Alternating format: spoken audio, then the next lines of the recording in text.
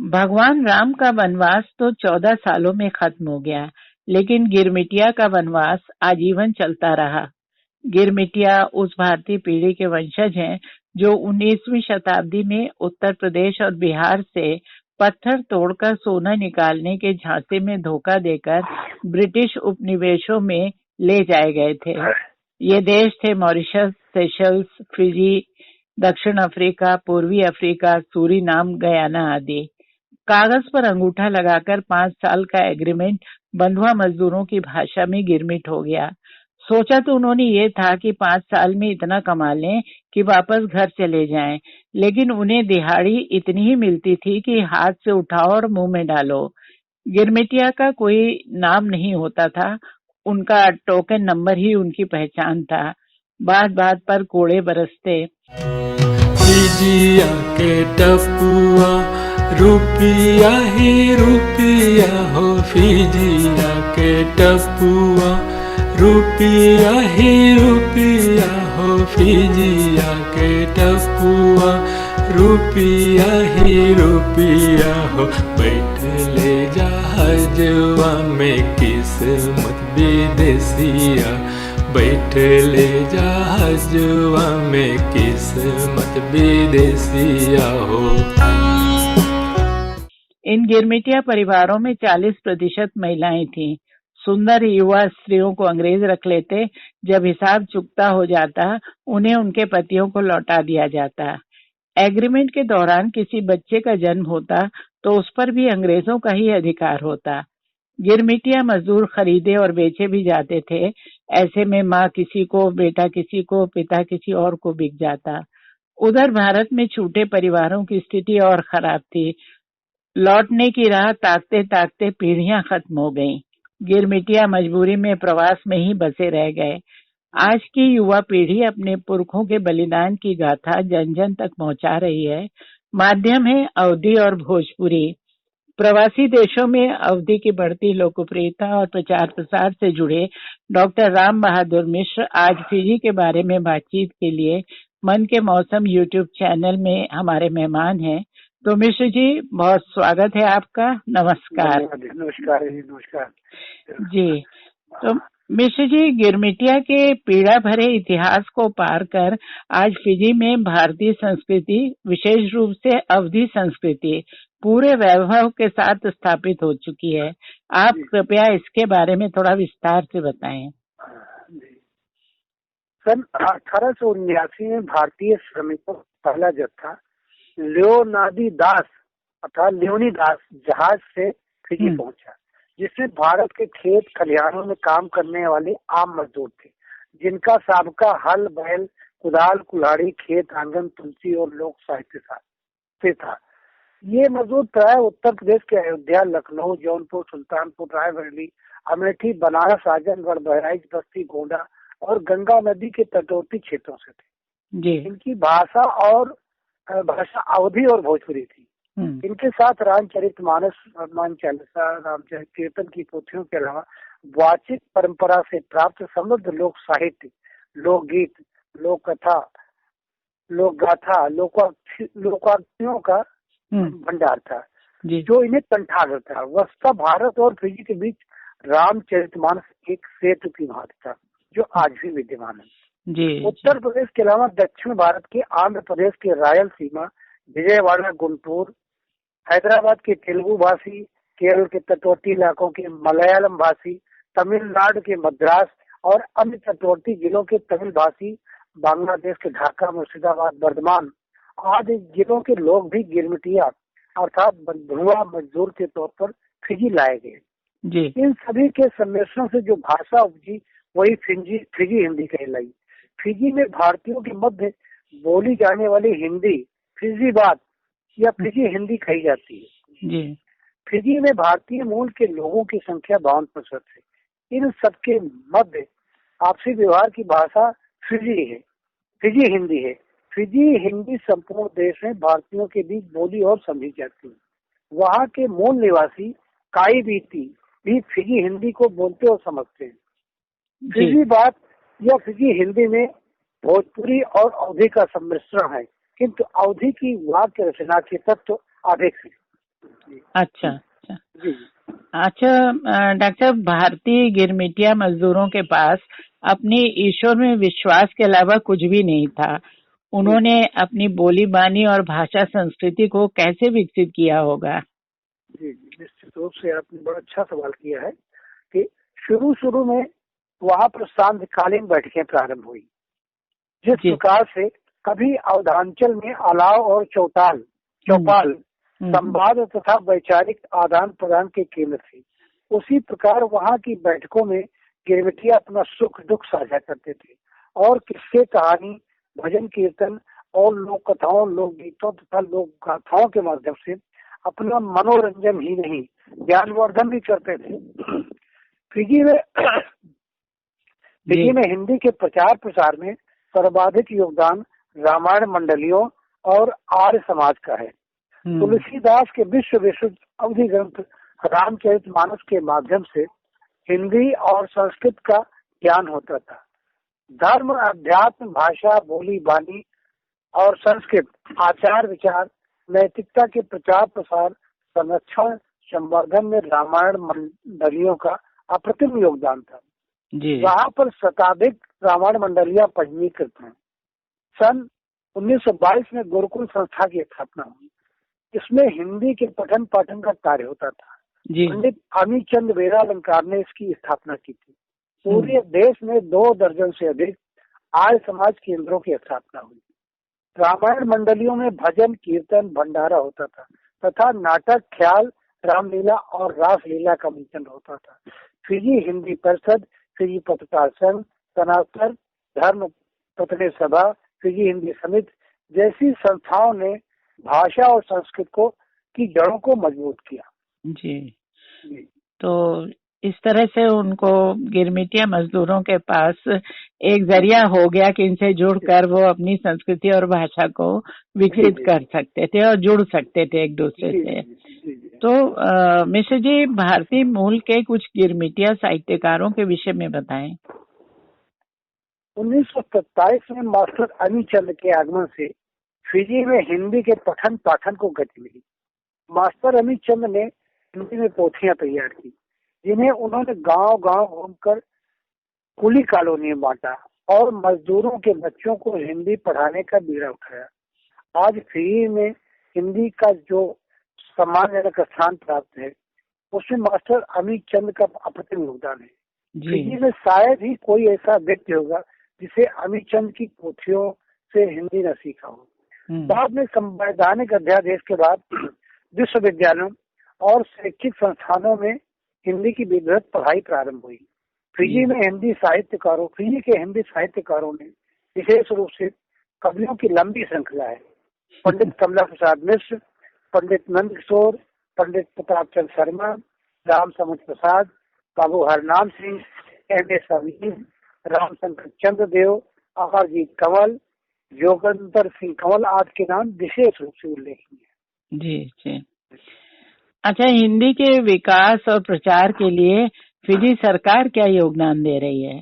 जी, नहीं, बहुत अच्छा, ये भी सवाल बहुत ही महत्वपूर्ण है, क्योंकि हिंदी के संवर्धन में वहाँ जो हो रहा है उसको हमको अपने देश से सीखना चाहिए। दुनिया में फिजी उन गिने चुने देशों में जहाँ हिंदी शिक्षा की समुचित व्यवस्था है। फिजी में हिंदी 10वीं कक्षा तक अनिवार्य विषय के रूप में पढ़ाई जाती है। अच्छा। अब देखिए, वहाँ हिंदी अध्यापकों को प्रशिक्षित करने के लिए फिजी कॉलेज ऑफ एजुकेशन और लेटोका टीचर ट्रेनिंग सेंटर कॉलेज में हिंदी अध्यापक प्रशिक्षित किए जाते हैं। अपने यहाँ ऐसा नहीं है। विश्वविद्यालय स्तर पर यूनिवर्सिटी ऑफ साउथ पैसिफिक और यूनिवर्सिटी फिजी में डिप्लोमा तक हिंदी पढ़ाई जाती है। फिजी नेशनल यूनिवर्सिटी में भी हिंदी का पठन पाठन होता है। फिजी में कई रेडियो स्टेशन हैं जो 24 घंटे में हिंदी का कार्यक्रम करते रहते हैं। रेडियो सरगम, रेडियो बुला नमस्ते, रेडियो मिर्ची, रेडियो फिजी आदि प्रमुख हैं। एक निजी चैनल माई टीवी हिंदी का कार्यक्रम निरंतर प्रसारित करता है। ये सब कार्यक्रम सरकारी संरक्षण में होते हैं और सरकारें उनको प्रोत्साहन देती है। तो इसलिए वहाँ की भारतीय संस्कृत और हिंदी विशेष रूप से के संवर्धन में फिजी सरकार वो काफी योगदान दे रही है। जी जी, ये तो बहुत ही मतलब एक पॉजिटिव चिन्ह है। जी। अच्छा, अभी बातचीत में आपने फिजी बात का नाम लिया वहाँ की प्रमुख भाषा के तौर में, तो इसमें मतलब कौन कौन सी भाषाएं बोलियां मिली हैं? कुछ उदाहरण दीजिए इसका, कैसी होती है फिजी बात? फिजी बात के 2-4 उदाहरण मेरे पास हैं। तो अब मैं तो अगर जो उदाहरण प्रस्तुत कर रहा हूँ, मेरे ख्याल से तो 75% इसमें अवधि ही है। फिजी से प्रकाशित पत्र साप्ताहिक शांतिदूत में उसके संपादक थे श्री महेश चंद्र शर्मा विनोद। तो वो अपने उपनाम त्रिलोकी तिवारी के छद्म नाम से साप्ताहिक प्रति सप्ताह एक धारावाहिक स्तंभ होरा हमरो भी तो सुनो स्तंभ लिखते थे। होरा हमरो भी तो सुनो, ये स्तंभ भारतीयों के बीच बहुत ही लोकप्रिय था और सभी इसे बड़े चाव से पढ़ते थे। तो अब इसका एक नमूना हम आपको दे रहे हैं। जी बिल्कुल, सुनाइए। हमारा सौभाग्य है कि आपके दीपावली विशेषांक में हमको कुश्ती के बारे में लिखने का मौका मिला। ऐसा अवसर हरदम कहाँ मिली। सबसे पहले तो हम दीप मालिका के चरण में आपन सिर नवाइत है। लक्ष्मी माता के आशीर्वाद आप सबका मिले। रावण के माफिक काम करे वाले के नाश हुए और जौन आदमी राम के आदर्श पर चले हैं भैया लोग, वो चिरंजीवी रहे, उन्हीं के विजय हुए। तो कुश्तिया होगा, आलम लगा रहा ग्राउंड में ग्राउंड को कहते हैं। आलम लगा रहा ग्राउंड में, कोई 5000 आदमी रहा हुई है। काफी महिला लोग भी कुश्ती देखे आए रहे। बैठे वाला सब जगह भरगवा रहा। बहुत आदमी खड़ा होके देखे। जी, जब हम देखा इतनी भारी भीड़, तब हमारा जोश बढ़ा और जोर लगा के सब मसल छतिया फूल के हिमालय पर्वत के माफिक हो गए। मतलब कुश्ती जब पहलवान लड़ता है ना, तो वहाँ वार्म अप होता है। तो वही क्या कह रहे हैं कि हमारी छाती हिमालय पर्वत के माफिक हो गए। हमार चमचवन भी हमके फुलावते रहे, हमार बड़ाई कर की। अब आप सोचिए कि इसमें अवधि का कितना पुट है। आप बिल्कुल, और एक जो रवानगी है उसमें ये तो पता ही नहीं चल रहा है हिंदी कहाँ है, अवधि कहाँ है। वो एक तो उसका जो पूरा कथ्य है वो इतना रोचक है। ये करीब 3 पेज का है, लेकिन हमने कहा केवल रवानगी के तौर पर। हाँ, नहीं सही। और दूसरा एक अवधि में ही प्रोफेसर सुब्रमण्य द्वारा एक फिजी बात में उपन्यास है डौका पुराण। इसकी भारत में और चर्चा भी, इसका अनुवाद किया गया है। इसकी चर्चा भारत और अन्य प्रवासी से बहुत जबरदस्त है डौका पुराण फिजी से। तो कुल मिला के अगर मैं जहाँ तक मेरी जानकारी है, सूचना है, मैंने जहाँ पढ़ा है, तो वहाँ निश्चित रूप से अवधि का ही प्राधान्य। और एक बात मैं सारे गिरमिटिया देशों के बारे में ये कहना चाहूंगा, जिसको अवधि और डायस्पोरा भी अभी नया नाम दिया गया है, गिरमिटिया डायस्पोरा, प्रवासी डायस्पोरा। आप जानते हैं हर जगह रामचरितमानस हनुमान चालीसा जरूर गया है। तो अगर रामचरितमानस गया है तो ये मान के चलिए कि अवधि का प्राधान्य होगा। बिल्कुल। अब ये कि वहाँ भी सरनामी मतलब फिजी बात हिंदी में मिक्स हो गई है जैसे अपने यहाँ। तो कुल मिला के जो है ये स्थिति वहाँ अवधि की।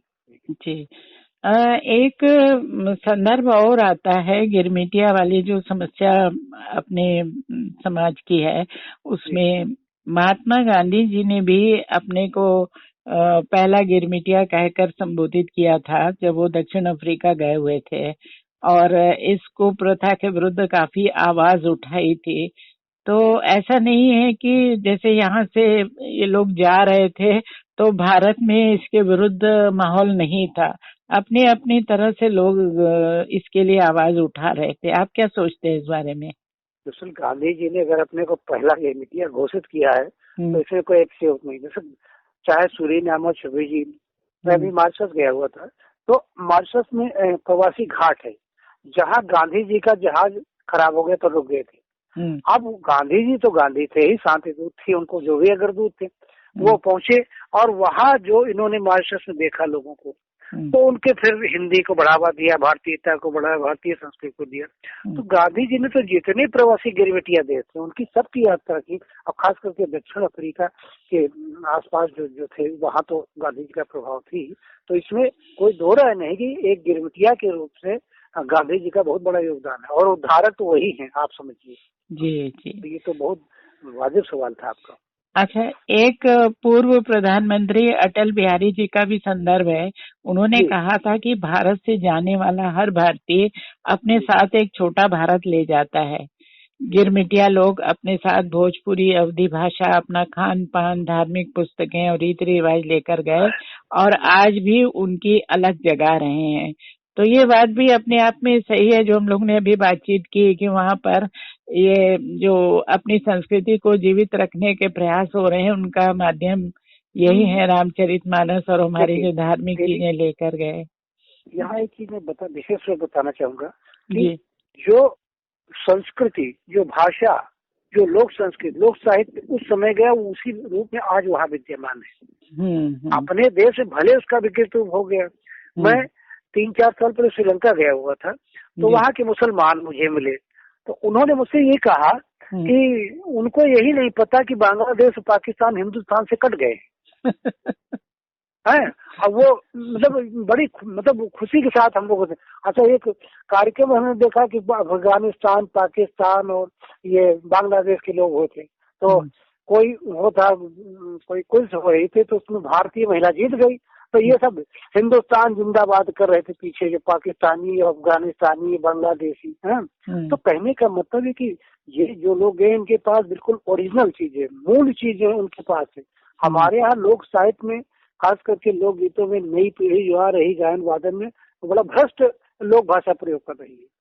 तो वहाँ के संदर्भ में ये जो अटल जी ने कहा है कि अपने साथ लघु भारत भी लेके गए, तो यही अपनी संस्कृति लेके गए। जी जी, वही उसके संरक्षण का मूल कारण है। जी, वही मूल कारण। जी जी। तो डॉक्टर राम बहादुर मिश्र जी, फिजी में अवधि के विकास पर आपने जो उपयोगी जानकारी दी और बहुत सारे प्रसंग और रचना अंश भी सुनाए, उस सबके लिए आपका बहुत धन्यवाद और बहुत उपयोगी जानकारी आपने दी। आपका आभार। मन के मौसम में जुड़ने के लिए बहुत आभार। बहुत बहुत धन्यवाद। नमस्कार।